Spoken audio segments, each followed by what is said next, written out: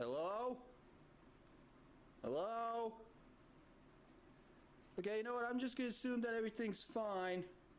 Now, I'm just gonna, go ahead with the review like I was supposed to, if that's okay.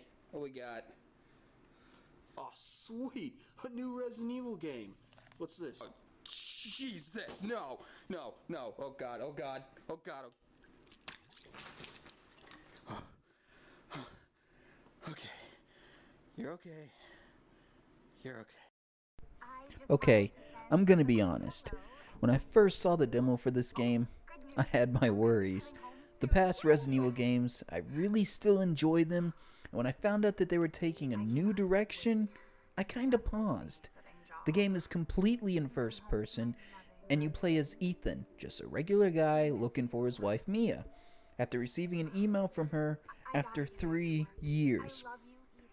Now, I will issue a huge spoiler alert for anyone that has not had the chance to play this yet. Now, I understand your wife is missing for 3 years. But when you get an email from her and just decide to drop everything and go to where this email tells you to come and get her, me? I would have called the cops first and then head to the house. But I guess that's just me. The first 2 jump scares failed to catch me. Flying crows, then a door shutting after I enter the house. When the dead body pops out of the water, I will admit, that is when I got a little creeped out. Okay, I'm going to point out that the entire beginning of this game rocks. Firstly, I did not expect to find Mia so fast. I felt that something would happen, like she would get captured multiple times throughout the story, like Ashley in Resident Evil 4. Or you would find her already dead, and you would just have to escape the nightmare that you were forced into when you went to go and help her. But then, this happens. You do find her, but then she disappears again. You're looking around and everything, and at this point, I'll be honest, I did think something was gonna happen. And then it does. Mia goes fucking nuts and attacks you, and you are forced to defend yourself, and then you have to fucking stab her with an axe. Holy shit. That is a dick move, Capcom. Then, when you think all is said and good, her body disappears, and okay, so more to do. That's fine. But then she pops up with a really lame jump scare, and I'm like, okay, maybe she is okay. She's playing sweet and everything, and then she stabs you with a fucking screwdriver. Ow. And then she walks away, and you're forced to pull the screwdriver out. And to be honest, I didn't know what was going to happen next. Lord and behold, she pulls a fucking chainsaw. Now, I like Resident Evil 6, but the chainsaw thing was meh. However, when she grabs this chainsaw, I went white as a ghost, because the next thing happens that you didn't expect. You free your hand and she chops off your fucking hand.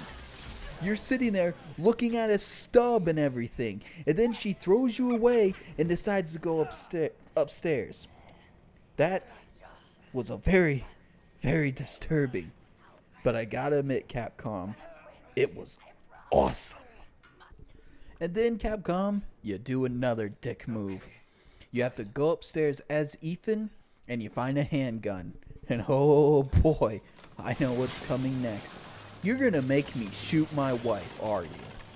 Well, that's exactly what happens. You try to escape through the attic, and Mia attacks you with said chainsaw again. Now, this boss battle, I played on normal. It was still tough, though. I mean, you only have a stub, so reloading is really slow, and you gotta be really smart on what you're doing. But if you can make it through the end, you end up shooting her to death, and she just falls down. You walk over, see your wife all bleeding, then all of a sudden you turn around and Jack knocks you the fuck out. You land. Next, you wake up a little groggy to notice that someone is stapling your hand back on. Well, that was nice of him.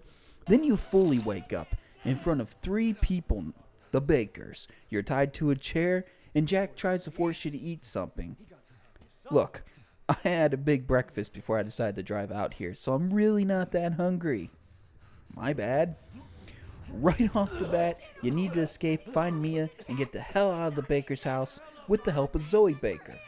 This helpful character calls you on the phones in the house when I guess she feels like it. Where is she, and how does she know where you are always located? Red flag. Red flag! Okay, I need to point something out.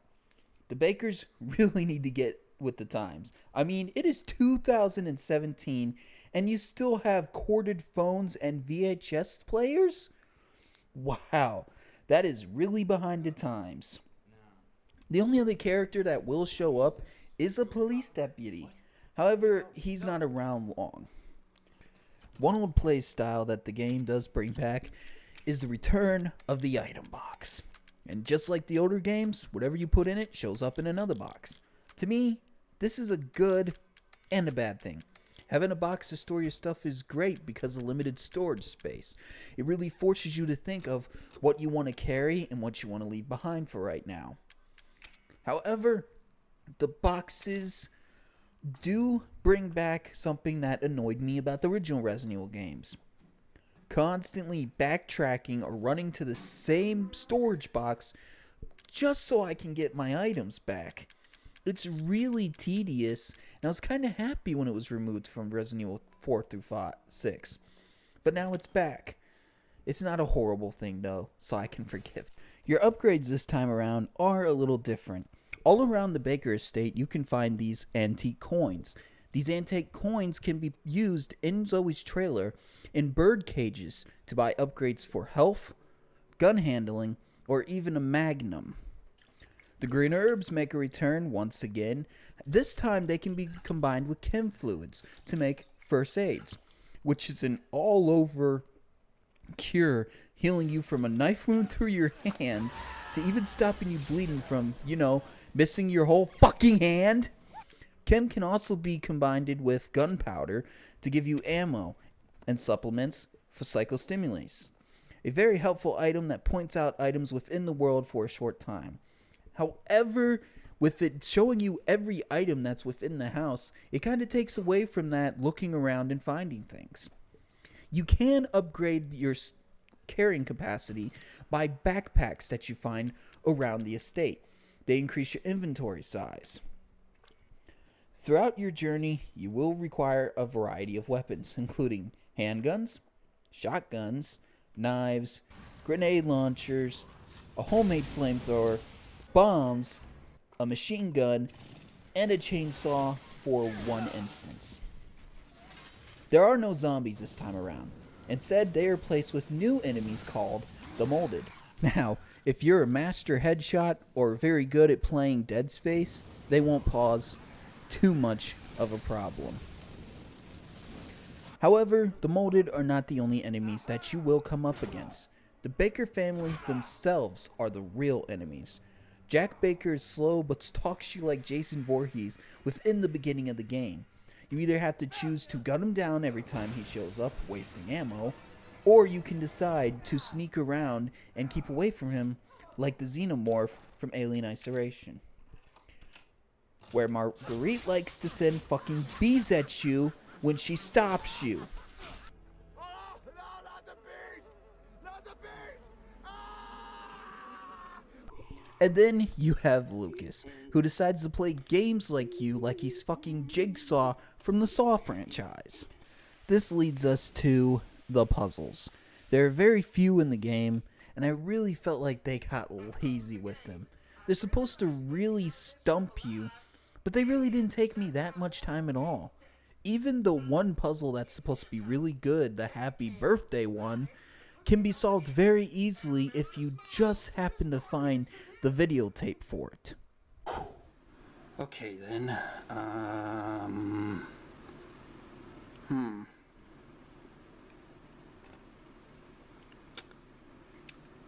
Oh.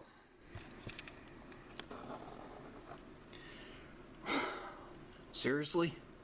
Now, I'm not really a huge puzzle guy. I don't like puzzles.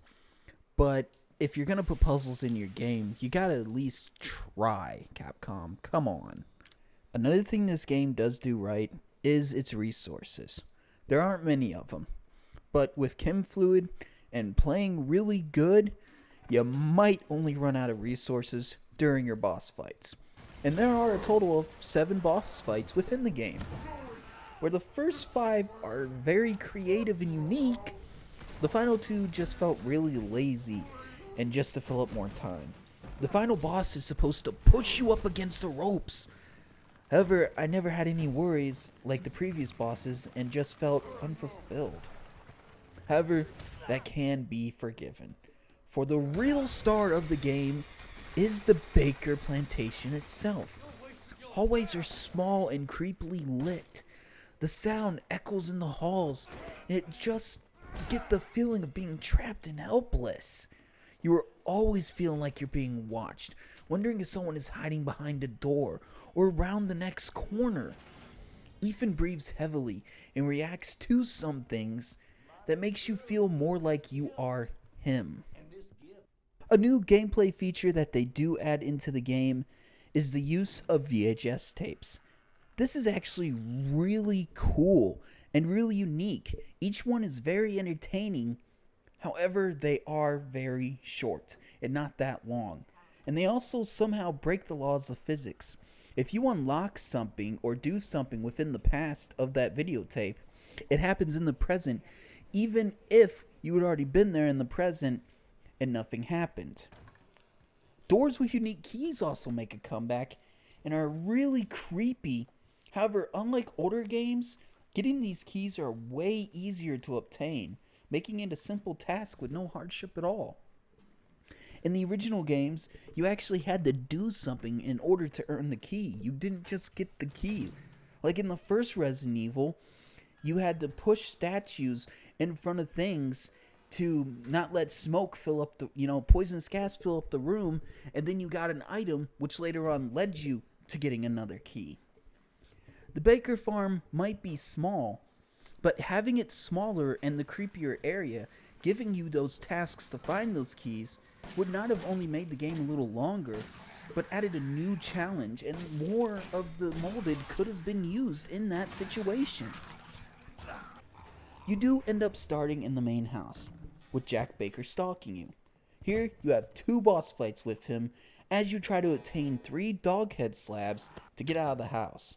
How the hell did they get their groceries if you gotta have 3 dog heads just to get out the front fucking door? The first fight is where the deputy bites it and takes place in the garage. Capcom, police officer, black, and technically when Ethan arrives, the first to die.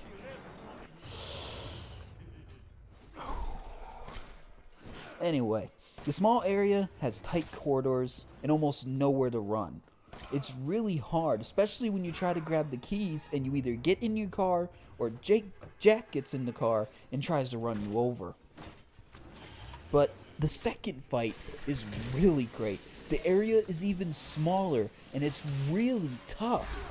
This is where you get the chainsaw though, but only for this encounter. It breaks after you try to, get away. I just got into a fight with a guy with 2 double chainsaws, and all I have to do is dump this goop on my hand, and I'm completely healed. That's weird. However, this is Resident Evil, where a green plant can heal you completely. I mean, could you imagine how someone would try to sell this to the general public? Welcome, friends. I present to you today, for a limited time, this miracle elixir. This wonder serum will cure anything, remove stains, cure ass rabies, heal any wound, reattach your arm. Available now for a very low price. Can you fix my marriage?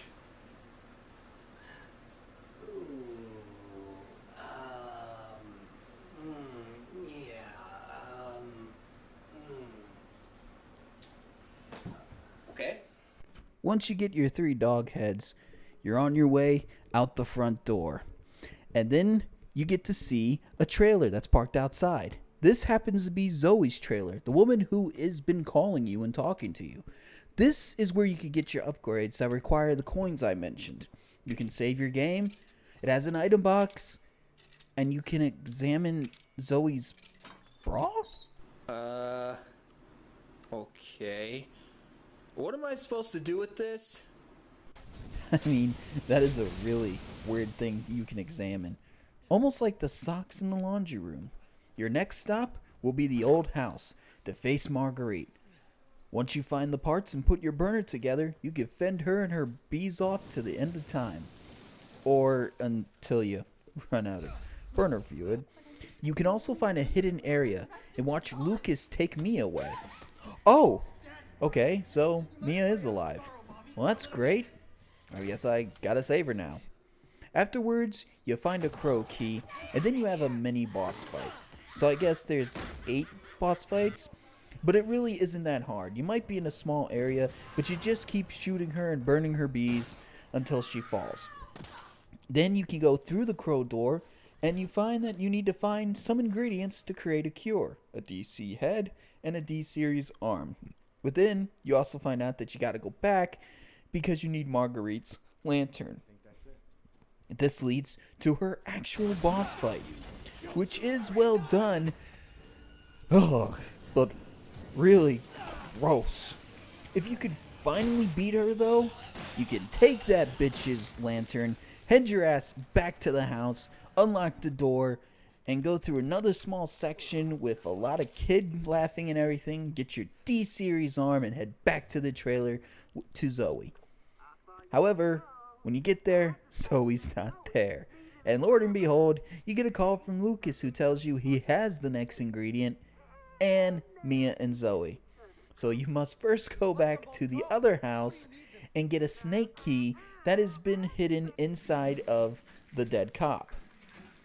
After you get the key cards, you can move on to Lucas. His workshop is a booby trap. Booby. This boy really loves his bombs. They're everywhere. Oh, fuck. Even in some crates? Okay, make it through, beat the mini-boss of Hat Molded, then you enter an area for a new puzzle. The Happy Birthday puzzle. This is the best puzzle of the game. However, but if you found the VHS tape that is called Happy Birthday, where you found the modeled shotgun, it becomes so simple. You either fail it once to learn what you're supposed to do, or you find the Happy B-Day tape and you learn from Clancy's mistakes. Once you make it through Lucas's House of Horrors, you find Zoe and Mia. Freeing them will have Zoe make 2 cures. Out of nowhere, she just had this stuff on hand. Okay.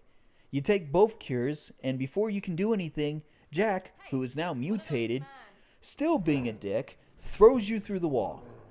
This boss fight is pretty easy. Shoot all the eyes. Then you end up having to use one of the cures to stop him, leaving you with only 1 left. Okay, game. I see where you're going here. Let me guess. Yep, you have to choose either cure Mia, your wife, or the woman Zoe, who's had your back this whole time. This to me was stupid. No matter if you choose Mia or Zoe, not much changes in the outcomes. I mean, Zoe has been quite helpful, and Mia stabbed you multiple times, plays mindfuck games, and oh yeah, cut your fucking hand off. At last though, you have to do what is need to be done. If you choose Mia, Zoe states she knew she could never leave. You and Mia leave, and then a boat crashes and you have to save Ethan. Going through the ship, you play as Mia, learning about what happened. You get to uncover Mia's past and why this happened, learning about Evie. Evie, or Evelyn, is the main villain that was experimented on and created the molded, and turned the bakers. Mia was not babysitting, but working for some company. She informs Evie she will be her mommy. Then Evie crashes the ship in the bayou of the baker's property. She is the reason Mia's been missing for the 3 years, and why you're in this hellhole. Before Mia saves Ethan, she has a vision of being at he has a vision being at the baker's house and talking to Jack, who explains everything that happened was him and his family had no control.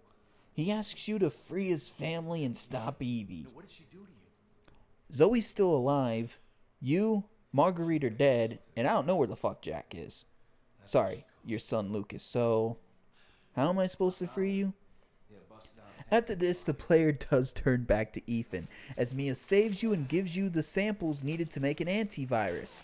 Because there's always an antivirus for everything, and someone always has what they need on them for the entire time. Before shutting you out of the ship, she tells you, go kill that bitch. One question, if Evie had him infected, she could have solved this whole thing. She kidnapped him, put him in there, and just left him there like that. She didn't care. It makes no sense. He would be under her control, and boom, game done. But of course, Evie isn't that smart. Also, she really needs to work on her jump scares. If you choose Zoe, though, Evie kills her before you even reach the boat.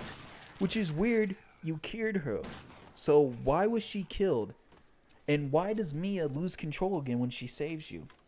You still play as Mia, waking up on the ship. The only difference is you have to fight and kill Mia after she saves Ethan. I feel like each choice could have led to a great alternate paths and different endings. The whole boat section could have been so different if you would have had to play Zoe. The game is basically telling you they want you to pick Mia, because the alternate just sucks for everybody. After you make one of those choices, you go to a mine shaft. Just a totally random mine shaft out of nowhere. This is more of a gauntlet where Evie tries to get rid of you. Newsflash, Evie, you could have done that before, dumbass. You find a lab where it turns out Lucas was working and building an antivirus to use against Evie. It all concludes, though, in the house from the beginning, where Mia attacked you and you learned Evie was talking to her the whole time. But then you find out, dun dun dun, the creepy granny who's been around the entire game was actually Evie. What? And she's been aging rapidly because missing her injections. Once you inject her, she goes all RE mode and becomes a huge, weird thing. You pump her full of lead till someone drops you a new gun, use it, bam! She's done. At least it wasn't a quick time event. Afterwards, a man comes down from a helicopter and claims his name is Redfield. Whoa, wait, Chris Redfield? Are you saying Chris Redfield, Super Boulder Puncher? Sweet, you get in the copter, you find that Mia's safe and sound. As you fly away, the side of the helicopter says Umbrella Corporation. What? Hold on. Weren't they gone? And why would Chris be working for them? Maybe it's not Chris. Even though the credits say it, I can't believe it. I just can't. There's no way that that was Chris Redfield. If you pick Zoe, however, you are by yourself, and you say goodbye to Mia and toss out the phone out of the helicopter. I get the symbolism, but was that phone still in good shape? Goodbye. Wow. Really? Dude, that's a perfectly good phone. You could still use that. Shit! The game runs about 8 to 9 hours long, which is good. Resident Evil 7 does what it needs to, and it doesn't overstay its welcome. I feel like this was an experiment to see if they could pull it off and how fans would react. So where do I stand on Resident Evil 7? Well, as a survival horror game, it does do its job. It's really good, its atmosphere is great and dark, it's creepy, and it makes me think a lot about Alien Isolation, which is a good thing. The house itself is perfect. The molded, however, are bullet sponges. I have tons of ammo, and then all of a sudden it all goes away because I've got to kill 5 or 6 of these things, and then that's when they lead you into a boss, which is what they do in every Resident Evil game, so I guess it's fine. It's also a really, really gross game. Hashtag Hornet Crotch. Now, where it falls flat is its puzzles. I mean, I like the puzzles of the original games and everything. This is literally twisting something till it becomes the exact same thing that it is on the door. There is nothing challenging about that, and that's what people bitched about with Resident Evil 5 and 6 and 4. Where are the puzzles? Where are the puzzles? But everyone loves this game. There are no puzzles at all. No puzzles whatsoever. The whole freaking storyline exactly is good too, except Ethan really doesn't play off as a guy put in this situation. Another thing people bitched about, it's too actiony. People are adapting to it. They're too badass. Ethan gets his hand cut off, gets attacked by his wife, gets knocked out, wakes up against all these weird people and is forced to almost eat food, and he shrugs it off like it's nothing. He gets his fucking hand cut off, and he just looks at the stub. Hell, you could even pick up the hand and examine it. I don't know about you, but if my hand was cut off by my wife, by a chainsaw, I'd be screaming, rolling around on the floor, holding my fucking stump, okay? The save feature is a little outdated. Yeah, I get it, it's not a typewriter, but now it's a tape recorder. Why not a laptop? You use laptops in the game itself, and the VHS tapes, where I do like the premise, again, very outdated. However, that doesn't mean that the game is bad. To me, I give the game 11 VHS tapes out of 12. It loses that top spot because it has crappy puzzles, and the molded are nice, they're bolt sponges, and are used way too often. You have good item management with only being able to hold so many items, and you do have those chimes where you're desperately needing a fucking herb, but if I have 10 shotgun shells and you're expecting me to go to a boss, you throw 6 molded at me. Not fair. Not fair at all. Now, if you excuse me, I've got one more puzzle I need to solve so I can get out of here. Alright.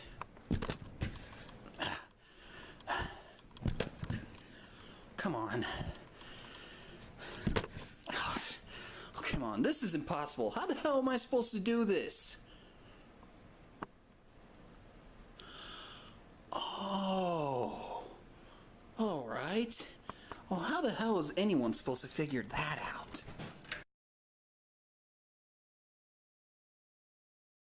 Hi, my name is Kevin. I'm one of the producers of the program, and to be honest, we have a lot of fun doing this. You know, a lot of great ideas, great video games and movies that are reviewed on this program. But we felt it would be necessary today to take a step back from those funny moments and discuss something that's very serious and honestly very close to our hearts. Now, this is the subject of ass rabies. Ass rabies is a horrible disease. It kills 1 to 2 assholes each year. Please, help us to fix this problem. Log on to www.saveourassholes.com.